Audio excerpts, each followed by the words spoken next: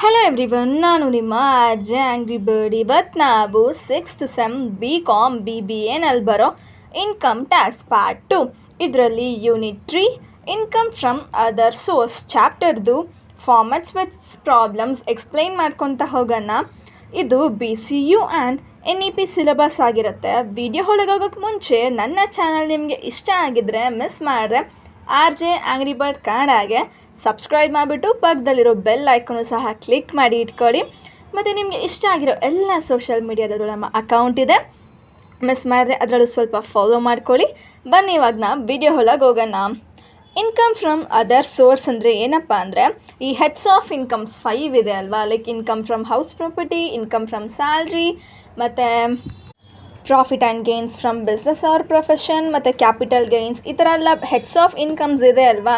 ಇದರಲ್ಲಿ 5th head ಬಂದು income from other sources ಅಂತ. ಈ 4 ಹೆಡ್ಡಲ್ಲಿ ನಾವು ಯಾವುದೆಲ್ಲ ಐಟಮ್ಸ್ ನಾವು ಆ್ಯಡ್ ಮಾಡೋಕ್ಕೆ ಆಗಲ್ವೋ ಅಲ್ಲಿ ವೇಸ್ಟ್ ಆಗಿರೋ ಐಟಮ್ಸನ್ನ ತಗೊಬಂದು ನಾವು ಇಲ್ಲಿ ಫಿಲ್ ಮಾಡ್ತೀವಿ. ಸೊ ಇದೊಂದು ನಮಗೊಂಥರ ರೀಸೈಕಲ್ ಬಿನ್ ಥರ. ಇದರಲ್ಲಿ ನಿಮಗೆ ಮೇಯ್ನಾಗಂದರೆ types of or kinds of securities ಅಂತ ಬರುತ್ತೆ. ಸೆಕ್ಯೂರಿಟೀಸಲ್ಲಿ ನಿಮಗೆ ಟ್ಯಾಕ್ಸ್ ಫ್ರೀ ಗೌರ್ಮೆಂಟ್ ಸೆಕ್ಯೂರಿಟಿ, ಮತ್ತು ಟ್ಯಾಕ್ಸ್ಲೆಸ್ ಗೌರ್ಮೆಂಟ್ ಸೆಕ್ಯೂರಿಟಿ, ಮತ್ತು ಟ್ಯಾಕ್ಸ್ ಫ್ರೀ ಕಮರ್ಷಿಯಲ್ ಸೆಕ್ಯೂರಿಟೀಸ್, ಮತ್ತು ಲೆಸ್ ಟ್ಯಾಕ್ಸ್ ಕಮರ್ಷಿಯಲ್ ಸೆಕ್ಯೂರಿಟೀಸ್ ಅಂತ 4 ಟೈಪ್ಸ್ ಬರುತ್ತೆ. ಈ 4 ಟೈಪ್ಸಲ್ಲೂ ನಿಮಗೆ ಏನೆಲ್ಲ ಬರುತ್ತೆ ಅನ್ನೋದು ನಾನು ಇನ್ಸ್ಟಾಗ್ರಾಮಲ್ಲಿ ಹಾಕಿರ್ತೀನಿ, ಹೈಲೈಟ್ ಸಹ ಮಾಡಿರ್ತೀನಿ, ಮಿಸ್ ಮಾಡಿದೆ ಇಲ್ಲಿ ಚೆಕ್ ಮಾಡ್ಕೊಳ್ಳಿ. ಲೈಕ್ ಇವಾಗ ಸದ್ಯಕ್ಕೆ ನಾನು ಒಂದು 2 ಎಕ್ಸಾಂಪಲ್ಸ್ ಕೊಡ್ಕೊತ ಹೋಗ್ತೀನಿ. ಟ್ಯಾಕ್ಸ್ ಫ್ರೀ ಗೌರ್ಮೆಂಟ್ ಸೆಕ್ಯೂರಿಟೀಸಲ್ಲಿ ನಮಗೆ ಯಾವ್ದು ಬರುತ್ತೆ ಅಂದರೆ ನ್ಯಾಷನಲ್ ಡಿಫೆನ್ಸ್ ಗೋಲ್ಡ್ ಬಾಂಡ್ಸ್ 1980, ಮತ್ತು ಪೋಸ್ಟ್ ಆಫೀಸ್ ಕ್ಯಾಶ್ ಸರ್ಟಿಫಿಕೇಟ್ಸ್, ಇದೆಲ್ಲ ಬಂದು ನಮಗೆ ಟ್ಯಾಕ್ಸ್ ಫ್ರೀ ಗೌರ್ಮೆಂಟ್ ಸೆಕ್ಯೂರಿಟೀಸ್ ಇರುತ್ತೆ. ಇದ್ರ ಮೇಲೆ ನಾವು ಟ್ಯಾಕ್ಸನ್ನೇನು ಮಾಡೋದೇ ಇಲ್ಲ, ಸ್ಟ್ರೈಟಾಗಿ ನಾವು ಅದನ್ನ ಇನ್ಕಮ್ ಅಂತ ತೊಗೊತೀವಿ. ಆ್ಯಂಡ್ ಇದನ್ನೆಲ್ಲ ನಾವು ಬೇರೆ ಯಾವ ಹೆಡ್ಡಲ್ಲೂ ನಮ್ಮಿಂದ ಇನ್ಕಮ್ ಲೈಕ್ ಪ್ಲೇಸ್ ಮಾಡೋಕ್ಕಾಗಲ್ಲ. ಸೊ ನಾವು ಇದ್ರಲ್ಲಿ ತೊಗೊಂಡಿದ್ದೀವಿ. And less tax government securities ಅಂತ, ಇದರಲ್ಲಿ ನಮಗೆ ಸೆಕ್ಯೂರಿಟೀಸ್ ಬಂದು ಗೌರ್ಮೆಂಟ್ ಕಡೆಯಿಂದನೇ ಕೊಟ್ಟಿರ್ತಾರೆ. ಈ ಸೆಕ್ಯೂರಿಟೀಸ್ ಇಶ್ಯೂ ಮಾಡಿರ್ತಾರಲ್ವ, ಅದ್ರ ಮೇಲೆ ನಮಗೇನಾದರೂ ಇಂಟ್ರೆಸ್ಟ್ ಬಂದರೆ ಅದು ಮಾತ್ರ ಟ್ಯಾಕ್ಸಬಲ್ ಆಗಿರುತ್ತೆ. ಬಟ್ ಸೋರ್ಸ್ ಅಮೌಂಟ್ ಅಂತ ಒಂದು ಇರುತ್ತೆ ಗೊತ್ತಾ, ಅದೆಲ್ಲ ಬಂದು ಟ್ಯಾಕ್ಸ್ ಫ್ರೀನೇ. ಮತ್ತು ಇದರಲ್ಲಿ ಗ್ರಾಸ್ ಡಪ್ ಅಂತ ಒಂದು ಟರ್ಮ್ ಬರುತ್ತೆ, ಅದು ನಾನು ಸಮ್ಸ್ ಮಾಡಬೇಕಾದ್ರೆ ನಾನು ನಿಮಗೆ ಹೇಳ್ಕೊಡ್ತಾ ಹೋಗ್ತೀನಿ. ಆ್ಯಂಡ್ ಥರ್ಡ್ ಒನ್ ಬಂದು ಟ್ಯಾಕ್ಸ್ ಫ್ರೀ ಕಮರ್ಷಿಯಲ್ ಸೆಕ್ಯೂರಿಟೀಸ್ ಅಂತ. ಇದ್ಯಾವ ಸೆಕ್ಯೂರಿಟೀಸ್ ಅಂದರೆ like companies, local authorities or statutory corporations ಅಂತ ಇರುತ್ತೆ ಅಲ್ವಾ, ಅವ್ರ ಕಡೆಯಿಂದ ಡಿಬೆಂಚರ್ಸ್ ಆರ್ ಬಾಂಡ್ಸ್ ಮೇಲೆ ನಮಗೆ ಸೆಕ್ಯೂರಿಟೀಸ್ ಥರ ಬರುತ್ತೆ. ಇದರಲ್ಲಿ ನಿಮಗೆ ಯಾಕೆ ಟ್ಯಾಕ್ಸ್ ಬರೋದಿಲ್ಲ ಅಂದರೆ ಇನ್ವೆಸ್ಟರ್ ಪರವಾಗಿ ಅದು ಸೆಕ್ಯೂರಿಟೀಸ್ ಕೊಡ್ತಿದ್ದಾರಲ್ವ, ಅವರೇ ನಮಗೆ ಪೇ ಮಾಡಿಬಿಡ್ತಾರೆ. ಸೊ ನಮ್ಗೆ ಇದರಲ್ಲೂ ಟ್ಯಾಕ್ಸ್ ಪೇ ಮಾಡೋದು ಬೇಡ. ಆ್ಯಂಡ್ ಇದರಲ್ಲೂ ಸಹ ಗ್ರಾಸ್ ಅಪ್ ಮಾಡಬೇಕು ಆಗುತ್ತೆ. And less tax commercial securities ಅಂದರೆ ಇದು ಬಂದು 4th ಒನ್ ಆಗಿರುತ್ತೆ. ಇದರಲ್ಲಿ ನಾವು ಕ್ಯಾಲ್ಕುಲೇಷನ್ಸ್ ಹೇಗೆ ಮಾಡ್ತೀವಿ ಅಂದರೆ, ಇವಾಗ ಇನ್ವೆಸ್ಟೆಡ್ ಅಮೌಂಟ್ ಅಂತ ಇರುತ್ತೆ ಅಲ್ವಾ, ಅದ್ರ ಜೊತೆಗೆ ನಮಗೆ ರೇಟ್ ಆಫ್ ಇಂಟ್ರೆಸ್ಟ್ ಕೊಟ್ಟಿದ್ದರೆ ನಾವು ಡೈರೆಕ್ಟಾಗಿ ಕ್ಯಾಲ್ಕುಲೇಟ್ ಮಾಡ್ಕೊತೀವಿ, ಗ್ರಾಸ್ ಅಪ್ ಏನು ಮಾಡೋದು ಬೇಡ. ಸಪೋಸ್ ನಮಗೆ ಇಂಟ್ರೆಸ್ಟ್ ಅಮೌಂಟ್ ರಿಸೀವ್ಡ್ ಆಗಿರೋದು ಮಾತ್ರ ಕೊಟ್ಟಿದ್ದರೆ ನಾವು ಗ್ರಾಸ್ ಅಪ್ ಮಾಡ್ಕೋಬೇಕು. ಇಂಟ್ರೆಸ್ಟ್ ಇಷ್ಟಿದೆ ಅಂದರೆ ನಾವು ಒರಿಜಿನಲ್ ಅಮೌಂಟ್ ಎಷ್ಟು ಅನ್ನೋ ಥರ ನಾವು ಕ್ಯಾಲ್ಕುಲೇಟ್ ಮಾಡ್ಕೋಬೇಕಾಗತ್ತೆ. ಆ್ಯಂಡ್ ಇದರಲ್ಲಿ ನಿಮಗೆ 2 ಮಾರ್ಕ್ಸ್ಗೋಸ್ಕರ bond washing transactions, casual incomes ಅಂದರೆ ಏನು, ಮತ್ತು ರೇಟ್ ಆಫ್ TDS ಅಂದರೆ ಏನು, ಮತ್ತು ಡೀಮ್ಡ್ ಇನ್ಕಮ್ ಅಂದರೆ ಏನು ಅಂತ ಒಂದು ಫ್ಯೂ ಕ್ವಶನ್ಸ್ ಬರುತ್ತೆ. ಆ್ಯಂಡ್ ಅದು ಸಹ ಸ್ವಲ್ಪ ಸಿಂಪಲ್ ಆಗಿರುತ್ತೆ. ಇವಾಗ ನಾವು ಪ್ರಾಬ್ಲಮ್ ನೋಡ್ಕೊತಾ ಹೋದರೆ ಫಸ್ಟ್ ಒನ್ ಬಂದು from the following receipts and payments of mister X compute his taxable income under the head income from other sources. Winnings from pottery, winnings from horse race, winnings from Rajasthan state lottery, winnings from horse race, winning from crossword puzzles, gift received from a friend in London, winnings from card games, purchase of lottery tickets 3,000 and payment for the betting horse race is 6,000. So question ಕೊಟ್ಟಾಗಿದೆ. ಇದರಲ್ಲಿ ನಾವು computation of income from other sources of mister X for the assessment year 2021 to 2022 ಅಂತ ತಗೊಂಡ್ರೆ ಇದ್ರಲ್ಲಿ ನಮಗೆ particulars amount same format remain ಆಗಿರುತ್ತೆ. ಮುಂಚೆ ಹೇಳಕ್ಕೆ ಒಂದು ಮರ್ತೋಗಿದ್ದೆ, ಈ ಕ್ಯಾಶುವಲ್ ಇನ್ಕಮ್ಸ್ ಅಂದರೆ like income from lottery, gambling, races, ಈ ಬೆಟ್ಟಿಂಗ್ ಎಲ್ಲ ಮಾಡ್ತೀವಂದರೆ ಅದ್ರ ಟ್ಯಾಕ್ಸ್ ರೇಟ್ ಬಂದು 30% ಕಾನ್ಸ್ಟೆಂಟ್ ಆಗಿರುತ್ತೆ. ಅವ್ರು ಎಷ್ಟೇ ಕೊಟ್ಟರು ನಾವು 30% ಮೇಲೆ ಮಾತ್ರ ಲೈಕ್ ಟ್ಯಾಕ್ಸ್ ಮಾಡ್ಕೋಬೇಕು ಅಂತ. ಸೊ ನಮಗೆ ಫಸ್ಟ್ ಆಬ್ಜೆಕ್ಟ್ ಏನಿದೆ ಅಂದರೆ ಇನ್ಕಮ್ ಫ್ರಮ್ ಲಾಟರಿ ಇದೆ. ಸೊ 28,000 ಬಂದು 100%ಗೆ, ಮತ್ತು ನಾವು 70% ಮಾತ್ರ ಕಂಡುಹಿಡಿಬೇಕಲ್ವಾ. ಸೊ 70%ಗೆ ಎಷ್ಟು ಅಂತ ನೋಡಿಕೊಂಡ್ರೆ ನಮಗೆ 40,000 ಬರುತ್ತೆ. ಆ್ಯಂಡ್ ಬಿಕಾಸ್ ನಾವು 30% ಬಿಟ್ಟಿದ್ದೀವಿ ಅನ್ನೋ ಥರ, ಸಾರಿ ಲೈಕ್ ಹಾಗಲ್ಲ, ಅದು ಗ್ರಾಸ್ ಅಪ್ ಥರ 30% ಅಂತ ಅನ್ನೋದು ಬಂದು ಕಾನ್ಸ್ಟೆಂಟ್ ಅಲ್ವಾ. ಸೊ ನಮಗೆ 30% ಮಾತ್ರ ಕೊಟ್ಟಿರ್ತಾರೆ. 30%ಗೆ ಅಷ್ಟು ಅಮೌಂಟ್ ಅಂದರೆ 70%ಗೆ ಎಷ್ಟು ಅಂತ ನಾವು ಕ್ಯಾಲ್ಕುಲೇಟ್ ಮಾಡ್ಕೋಬೇಕಂದ್ರೆ ನಮಗೆ 40,000 ಸಿಗುತ್ತೆ.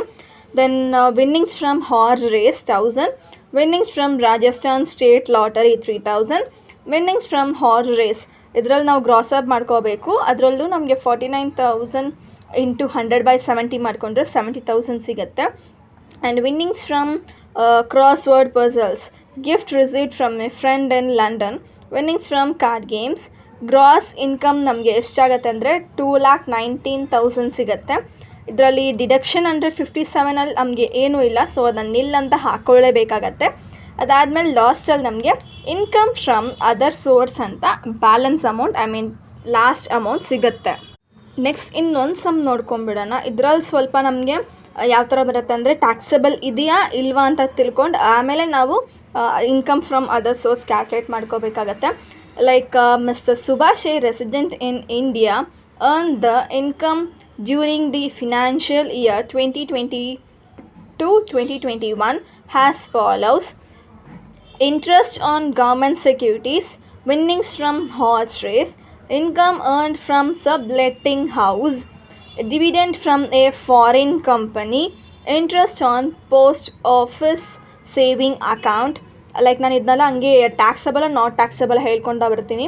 ಮುಂಚೆ ಒಂದು 4 ಐಟಮ್ಸ್ ನೋಡೋದಲ್ಲ, ಅದೆಲ್ಲ ನಮಗೆ ಟ್ಯಾಕ್ಸಬಲ್ ಆಗಿರುತ್ತೆ. ಈ ಪೋಸ್ಟ್ ಆಫೀಸ್ ಇಂಟ್ರೆಸ್ಟ್ ಬಂದು not taxable. And ground rent for land in Patna ಇದು ಟ್ಯಾಕ್ಸಬಲ್. ಮತ್ತು ಎಕ್ಸ್ಪೆನ್ಸಸ್ ಇನ್ಕರ್ಡ್ ಆನ್ ಸಬ್ಲೆಕ್ಟಿಂಗ್, ಇವಾಗ ಸಬ್ಲೆಟ್ಟಿಂಗ್ ಅಂತ ಮೇಲೆ ಒಂದು ನೋಡಿದ್ವಲ್ಲ, ಅದರಲ್ಲಿ ನಾವು ಈ 500ನ ಮೈನಸ್ ಮಾಡ್ಕೋಬೇಕು. And income from agriculture land in Bangladesh ಇದು ಟ್ಯಾಕ್ಸಬಲ್ ಆಗುತ್ತೆ. Director fees taxable. He received a gift from his cousin a wrist watch ಇದು ಸಹ ನಮಗೆ ನಾಟ್ ಟ್ಯಾಕ್ಸಬಲ್ ಆಗುತ್ತೆ. And received by an account payee cheque as interest on debentures from a listed company ಇದು ಸಹ ನಮಗೆ taxable ಆಗುತ್ತೆ. ಮತ್ತು interest on deposit under gold monetisation ಇದು ನಮಗೆ ನಾಟ್ ಟ್ಯಾಕ್ಸಬಲ್. ಮತ್ತು he gets A gift from house property from his friend ಇದು ಸಹ ನಮಗೆ ನಾಟ್ ಟ್ಯಾಕ್ಸಬಲ್ ಆಗುತ್ತೆ. ಬಿಕಾಸ್ ಇದೆಲ್ಲ ನಾವು ಬೇರೆ ಹೆಡ್ಸ್ ಆಫ್ ಇನ್ಕಮ್ಸ್ ಅಲ್ಲಿ ತಗೊತೀವಿ, ಸೊ ನಮಗೆ ಇದರಲ್ಲಿ ಬರೋದಿಲ್ಲ.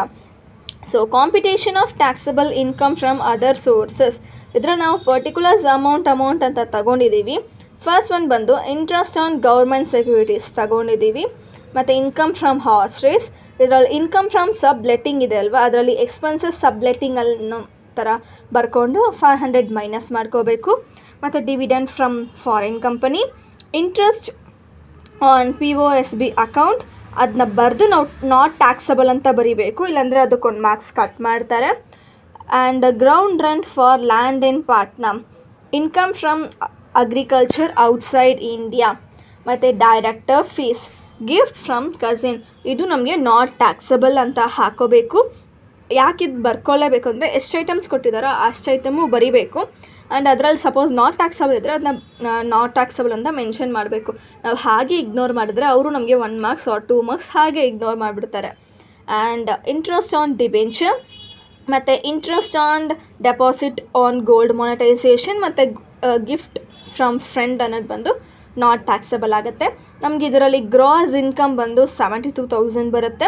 ಇದರಲ್ಲೂ ಸಹ ನಮಗೆ ಡಿಡಕ್ಷನ್ ಅಂಡರ್ ಸೆಕ್ಷನ್ 57 ಏನೂ ಇಲ್ಲ, ಸೊ ನಿಲ್ ಅಂತ ಹಾಕಿಬಿಟ್ಟು total income from other source ಬಂದು ನಮಗೆ 72,000 ಅಂತ ಬಂದಾಗಿದೆ.